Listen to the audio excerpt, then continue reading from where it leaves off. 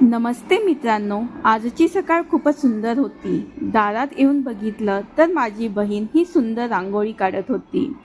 हा आहे आमचा ऑफिस टाईम, ज्याला 9 वाजेच्या सुमारास खूप छान फुलं येतात. हा आहे आमचा पांडू, जो शेपूट हलवून मला फिरायला चल असं म्हणत होता. तर पांडू आणि हा आहे मोलू. पांडू, मोलू आणि इतर आम्ही सगळेजण मिळून सकाळी फिरायला निघालो. गणपतीचे दिवस असल्यामुळे सर्वत्र प्रसन्न वातावरण होते आणि आम्ही सकाळी फिरायला निघालो.